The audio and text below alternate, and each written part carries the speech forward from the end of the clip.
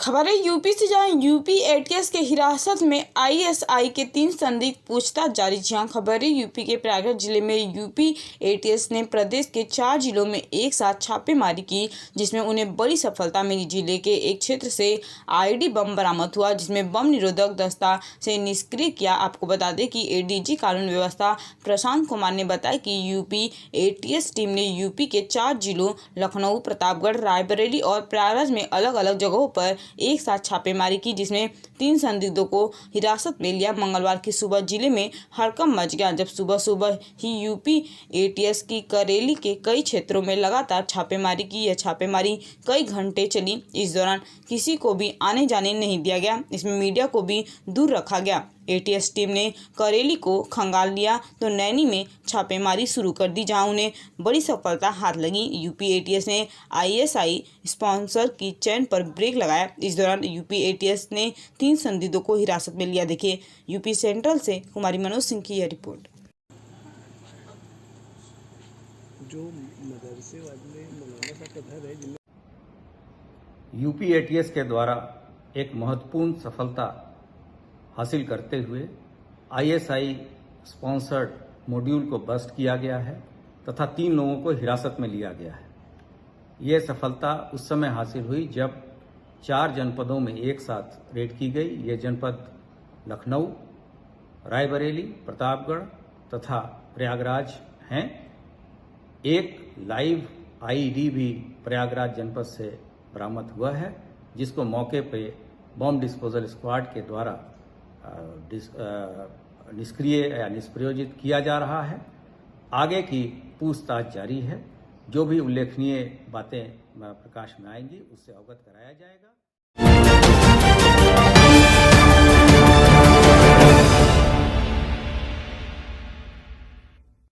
अंगुल तालचर रेल मार्ग पर यातायात बाधित। ईस्ट कोस्ट रेलवे अंतर्गत उड़ीसा के अंगुल तालचर रूट पर एक मालगाड़ी के दुर्घटनाग्रस्त होने के कारण रेल यातायात पूरी तरह से प्रभावित हो गया। रेलवे से जुड़े अधिकारियों के अनुसार अंगुल तालचर रूट पर एक मालगाड़ी के 6 डिब्बे मंगलवार सुबह पटरी से उतर गए और नदी में गिर गए। गेहूं ले जा रही इस मालगाड़ी के 6 डब्बे करीब 2:30 बजे नदी में गिर गए। हालांकि इंजन पटरी पर ही था, इसलिए लोको पायलट और अन्य ट्रेन कर्मचारियों ने किसी तरह से अपनी जान बचाई। हादसे में किसी के हाथाहाथ होने की खबर नहीं है। ज्ञातव्य हो कि पश्चिम बंगाल, उड़ीसा के तटीय इलाकों में लगातार बारिश से जगह जगह जलभराव की स्थिति उत्पन्न हो गई है। देखिए पश्चिम बंगाल से दीपक शर्मा की यह रिपोर्ट। अरे ब्रिज किथे हैनी हला मांगी जा हां रे ब्रिज जाई मांगी जा गो हमर आइने गले आनथिले होता जीवु भासी जीवु पूरा गहम सतो भी कत बेला भी ट्रेन नखा खसी पड़ियो खाई खाइयो अरे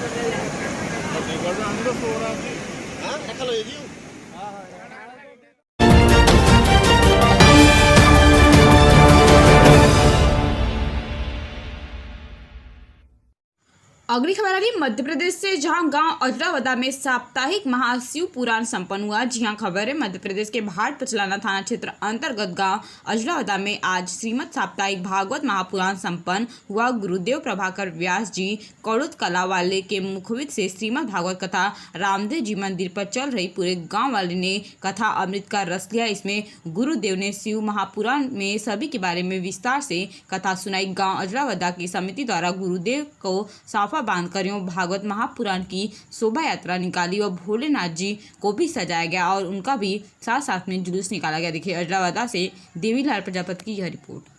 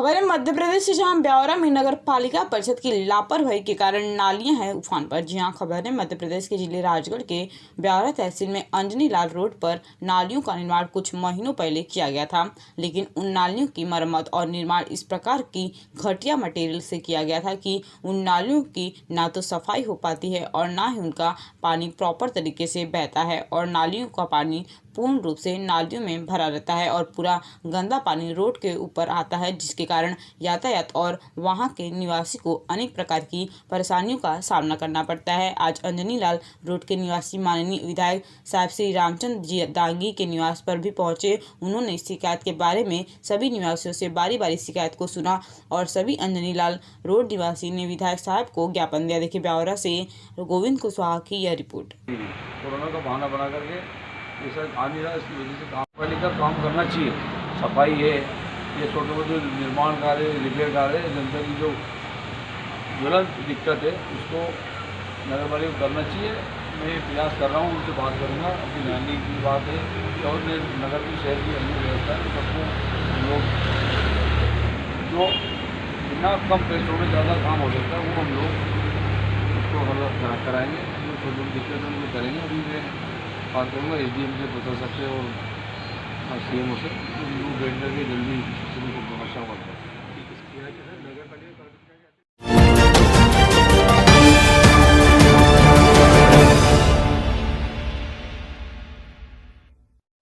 अगली खबर आ रही है पंजाब से, जहां आर्य मॉडल हाई स्कूल में मनाया गया हिंदी दिवस समारोह। जी हां, खबर है पंजाब से, जहां पंजाब के मोगा शहर में आर्य मॉडल हाई स्कूल में हिंदी दिवस मनाया गया। इस समारोह में मुख्य मेहमान अनिल कुमार पांडे विशेष तौर पर पधारे। इस अवसर पर सत्यप्रकाश उपल, नरेंद्र मोदी, अमित बेरी, अनिल कुमार गोयल, प्रिंसिपल समीक्षा शर्मा, मैनेजमेंट कमेटी के सभी सदस्य और स्कूल का स्टाफ उपस्थित हुआ। इस समारोह में स्कूल के बच्चों ने हिंदी दिवस के उपलक्ष्य में भिन्न भिन्न सांस्कृतिक कार्यक्रम जैसे कि कविता उच्चारण, भाषण प्रतियोगिता, नृत्य आदि प्रस्तुत किए। बच्चों ने अपने भाषण में हिंदी भाषा का समाज में योगदान और स्थान पर प्रकाश डाला। इस शुभ अवसर पर प्रख्यात लेखक और साहित्यकार श्री सत्यप्रकाश उपल की पुस्तक मौन की अनुगुंज का अभिमोचन भी किया गया। देखिए सिटी साउथ मोगा से देवेंद्र कुमार की यह रिपोर्ट।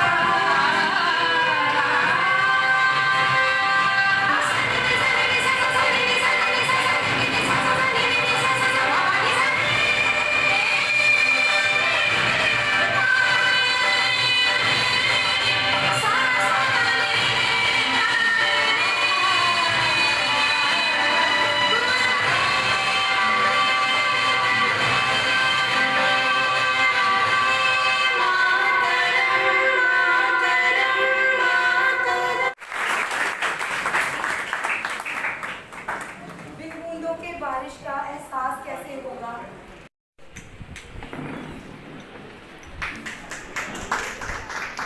प्रतियोगिता कार्यों के साथ धार्मिक अभिनंदन सम्मान समापन से अनिल पांडे जी का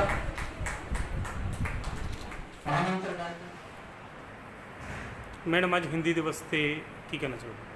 आज हमारे स्कूल में हिंदी दिवस मनाया गया है।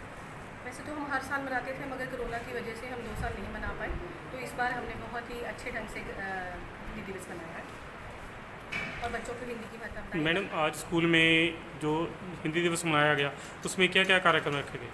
बच्चों ने रूबी पेश किए, नृत्य नाटिका पेश की और गीत प्रस्तुत किए। और मैडम इसके अलावा किसी का विशेष सम्मान किया गया? ये आज हमारे लिए गौरवपूर्ण बात थी कि हमारे जो प्रधान है श्री सत्यप्रकाश उपल जी, उनकी आज पुस्तक का विमोचन भी होना था, वो आज ही के दिन रखा गया, तो इसलिए आज हमारे दोहरा हमारे लिए बहुत महत्वपूर्ण बात थी। मैडम आप स्कूल के बच्चों को क्या संदेश देना चाहोगे? मैं यही संदेश देना चाहूँगी कि अंग्रेज़ी के साथ साथ हिंदी का भी प्रयोग करें, हिंदी को मत भूलें। हिंदी हमारी मातृभाषा है। ठीक है, थैंक यू। सर आज हिंदी दिवस पर आपको आर्या मॉडल स्कूल में सम्मानित किया गया है, उसके लिए आप क्या कहना चाहेंगे? ऐसा कि हम लोग ये दिवस पहली बार हो रहा है, पहले दिन हम आते हैं। आपके इस उत्सव का गौरव इसलिए बढ़ गया कि हमारे भी पंजाबी के, हिंदी के तमाम उत्कृष्ट लोग यहाँ उपस्थित थे, जिनकी उपस्थिति में बच्चों का कार्यक्रम रखा गया और बहुत ही बेहतरीन कार्यक्रम था बच्चों का। इसके अलावा हिंदी की एक पुस्तक नॉन केयर रूज मेरे द्वारा लिखी गई, तो यहाँ इसका विमोचन किया गया। उसके अतिरिक्त मेरी जिस किताब को लहू का एक मौसम राष्ट्रीय पुरस्कार मिला था, उसका पंजाबी में लहू का एक मौसम गद्देश सरगमा जी ने जो किया था, उसको भी आज हमने रिलीज़ किया। तो इस तरह से हिंदी दिवस के अवसर पर सबको बधाई देते हैं और इस बात की आशा अपेक्षा रखते हैं कि भाषाएँ मनोमालिन्य नहीं रहती, देश नहीं रहती, ये परस्पर जोड़ने का काम करती हैं।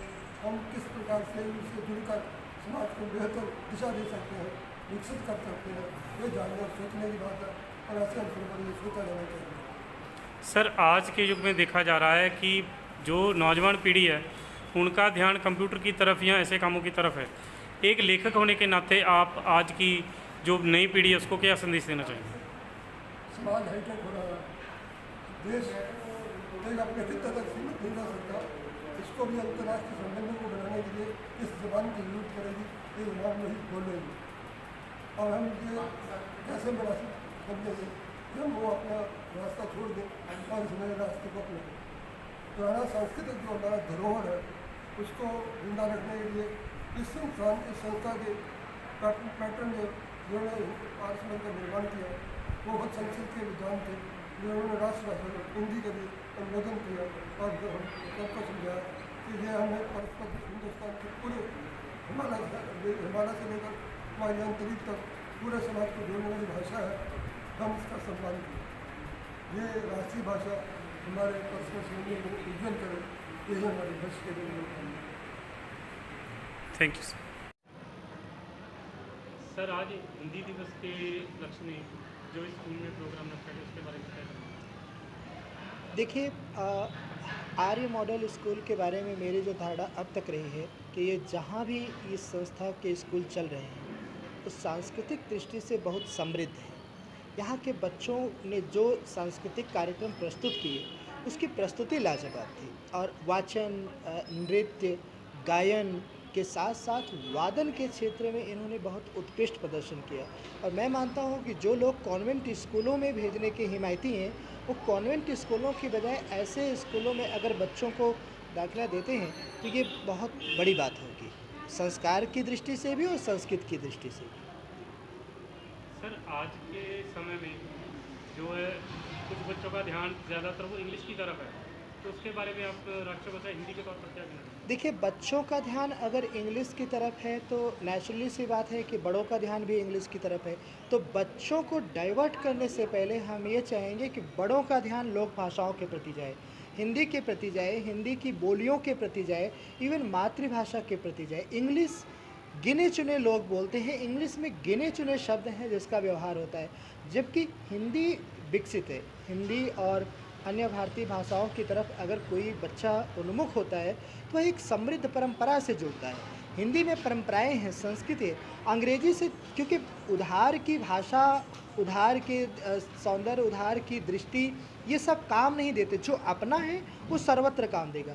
तो हिंदी बड़े अगर अपना करके चलते हैं तो बच्चे तो वही सीखते हैं जो बड़े सिखाते हैं। तो मेरे ख्याल से बड़े बुजुर्ग जो हैं वो हिंदी को प्रमुखता दें, हिंदी की रचनाशीलता को बढ़ावा दें और उसको समृद्ध करने के लिए आगे हैं। तो बच्चे आप